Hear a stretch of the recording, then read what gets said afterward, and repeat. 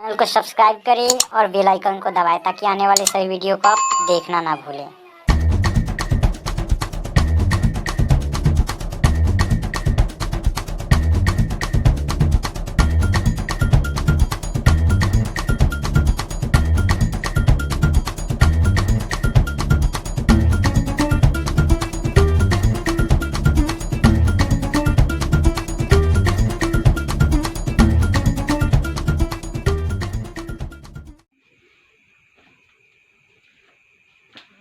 Hello guys, आज हम लोग 10वीं क्लास का लेसन 1 साइंस का रिफ्लेक्शन ऑफ लाइट प्रकाश का परावर्तन चैप्टर लेकर आए हैं।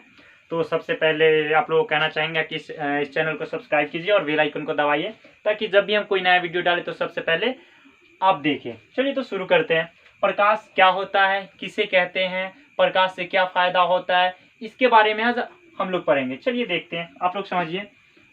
देखिए ये सूरज है, सन, सूर्य है। सूरज से प्रकाश निकलता है, रिफ्लेक्शन होता है। चलिए मान लीजिए कोई ईंट है, यह कोई ईंट है, ईंट है। यहां पर कोई व्यक्ति है, यहां पर कोई व्यक्ति है। चलिए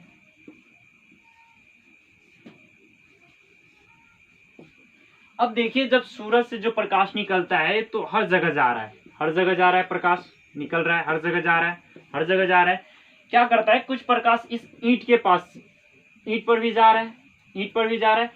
ईंट पर जाने के बाद जो प्रकाश रिफ्लेक्शन होता है, यानी यहां से जो प्रकाश पड़ने के बाद कुछ प्रकाश रिफ्लेक्शन होता है और रिफ्लेक्शन होने के बाद हमारी आंखों तक पहुंचता है। उसी चीज को हम देख पाते हैं। हम लोग डायरेक्ट ईंट को नहीं देखते, यानी हमारी आंख उसको, यानी आंख से प्रकाश नहीं जाता वहां से प्रकाश आंख पे आता है, तब हम लोग कोई वस्तु को देख पाते हैं।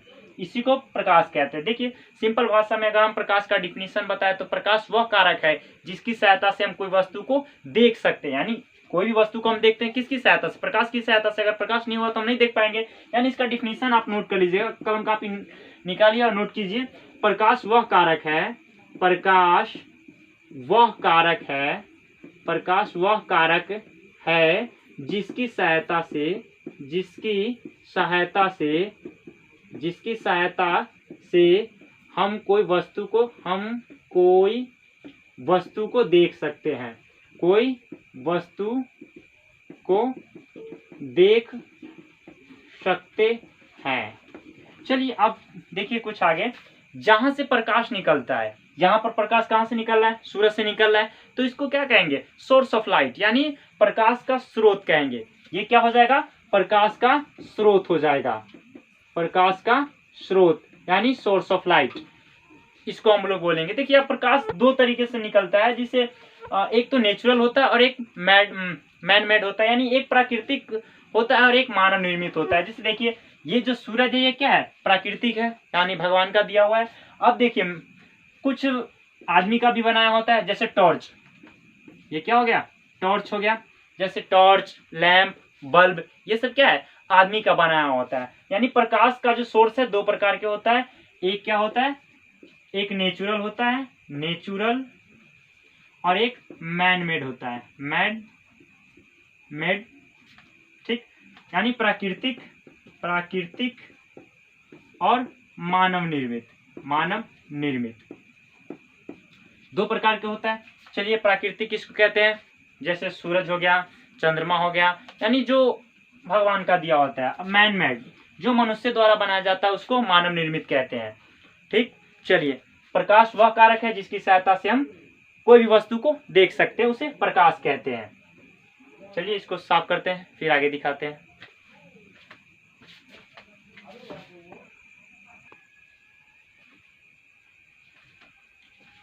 चलिए देखिए, तो प्रकाश स्रोत यानी प्रकाश का जितना भी स्रोत होता है उसमें विभिन्न प्रकार की ऊर्जा होता है। जैसे देखिए यहाँ सूर्य में भी प्रकाश है, यानी इसमें भी कोई ऊर्जा है। देखिए यहाँ पर हीलियम और हाइड्रोजन, सूरज में हीलियम और हाइड्रोजन होता है, जिसके गर्मी से क्या होता है, यानी जिसके गर्मी से प्रकाश उत्पन्न होता है। जैसे एग्जांपल देखिए, हम लोग लैंप जलाते हैं, लैंप के अंदर क्या होता है, तेल होता है, केरोसिन तेल, और उसमें क्या होता है, बत्ती लगाते हैं और किरोसिन तेल से हम लोग ऊष्मा प्राप्त करके प्रकाश उत्पन्न करते हैं। इसी तरीके से विद्युत बल में भी क्या करते हैं, विद्युत बल से हम लोग प्रकाश मतलब प्रकाश ऊर्जा में उत्पन्न करते हैं। यानी मैं बताना चाह रहा हूं आप लोगों को कि प्रकाश एक प्रकार की ऊर्जा है। प्रकाश एक प्रकार की ऊर्जा है, यानी जो भी प्रकाश ऑफ सोर्स है, यानी जहां से भी प्रकाश निकलता है वहां से उसमें एक ऊर्जा होता है जो रूपांतरण होकर हम लोग प्रकाश ऊर्जा में व्यक्त करते हैं। प्रकाश ऊर्जा में हम लोग व्यक्त करते हैं।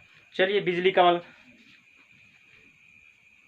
चलिए अब हम लोग बताएंगे जो वस्तु प्रकाश उत्सर्जित करता है, जो वस्तु प्रकाश उत्सर्जित करता है उसे दीप्तमान वस्तु बोलते हैं, और जो वस्तु प्रकाश उत्सर्जित नहीं करता है उसे अदीप्तमान वस्तु बोलते हैं। जैसे देखिए ये सूरज है, ये क्या कर रहा है, ये प्रकाश उत्सर्जित यानी प्रकाश उत्पन्न कर रहा है, तो इसको हम लोग क्या बोलेंगे, दीप्तमान। दीप्तमान यानी लुमिनस, लुमिनस बोलेंगे। अब देखिए यहाँ पर लकड़ी प्रकाश उत्पन्न नहीं करता है, तो इसको क्या बोलेंगे, अदीप्तमान। यानी आप एग्जाम्पल लिख सकते हैं, दीप्तमान वस्तु, दीप्तमान जो प्रकाश जो वस्तु प्रकाश उत्पन्न करे उसे दीप्तमान वस्तु कहते हैं, दीप्तमान वस्तु कहते हैं। एग्जाम्पल में समझिए, सूर्य, लैंप, टॉर्च इत्यादि। यानी जिस वस्तु से प्रकाश निकलता है उसे हम दीप्तमान बोलते हैं, और जिस वस्तु से प्रकाश नहीं निकलता है उसे अदीप्त बोलते हैं। उसे क्या बोलते हैं, अदीप्तमान। जिस वस्तु से प्रकाश नहीं निकलता, जिस वस्तु से प्रकाश नहीं निकलता है उसे अदीप्तमान वस्तु कहते हैं, उसे अदीप्तमान कहते हैं। एग्जाम्पल देखिए, एग्जाम्पल में आ जाएगा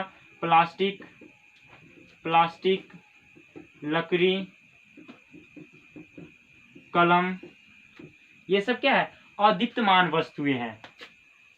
और एक और वस्तु आता है जिससे मतलब प्रकाश पूर्ण रूप से तो मतलब नहीं, यही दो होता है। चलिए देखिए,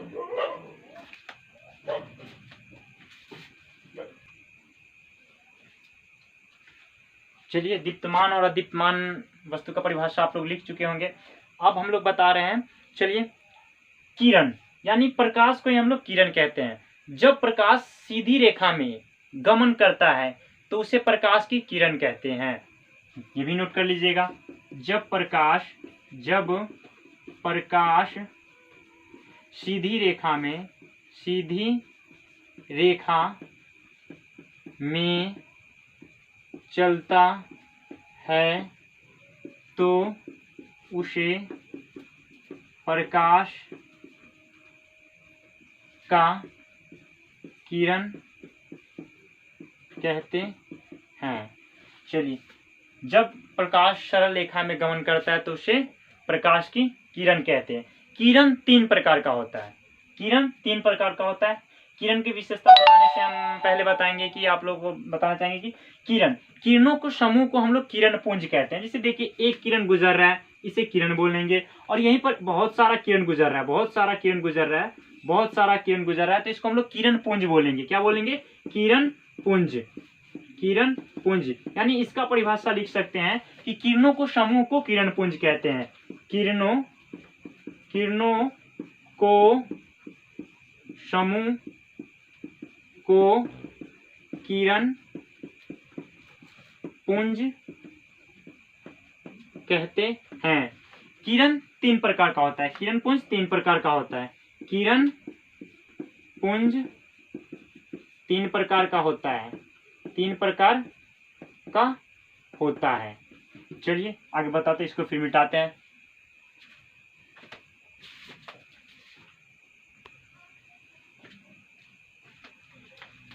चलिए, किरण पुंज 3 प्रकार का होता है, समझ गए हैं। चलिए, पहला किरण पुंज, एक पैरेलल होता है, एक डाइवर्जिंग होता है और एक कन्वर्जिंग होता है। यानी पहला होता है समानांतर किरण पुंज, समानांतर किरण पुंज। दूसरा होता है समानांतर किरण पुंज, दूसरा होता है अपसारी किरण पुंज।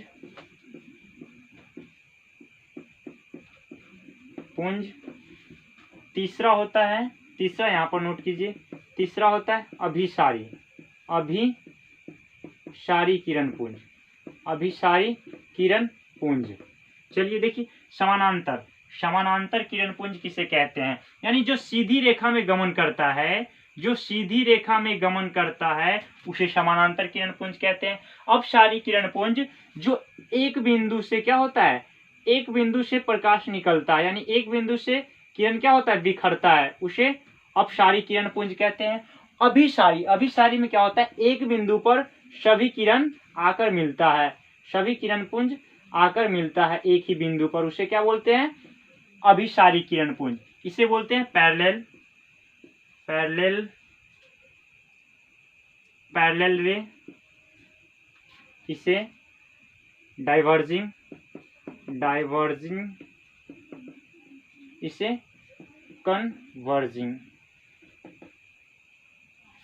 चलिए, तो किरण पुंज 3 प्रकार का होता है, समानांतर किरण पुंज, अपसारी किरण पुंज और अभिसारी किरण पुंज। समानांतर किरण पुंज किसे कहते हैं, जो सीधी रेखा में गमन करता है उसे समानांतर किरण पुंज कहते हैं। अभिसारी, जो एक बिंदु पर सभी किरण आता हुआ प्रतीत होता है उसे अपसारी किरण पुंज कहते हैं। और अपसारी में क्या होता है, एक बिंदु से सभी किरण बिखरता हुआ प्रतीत होता है, उसे अपसारी किरण पुंज कहते हैं। और अभिसारी में एक ही बिंदु पर सभी किरण आता हुआ प्रतीत होता है, उसे अभिसारी किरण पुंज कहते हैं। तो किरण पुंज 3 प्रकार का होता है। चलिए, अब कुछ वस्तुएं होती है जिससे प्रकाश क्या होता है, आर पार हो जाता है। जैसे देखिए, दिखाते हैं, पानी में क्या होता है, प्रकाश इधर से उधर चला जाता है, यानी उसको पारदर्शी बोलते हैं।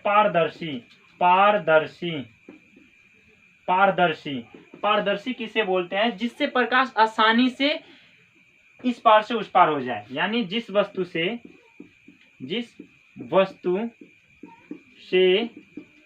प्रकाश गुजर जाती है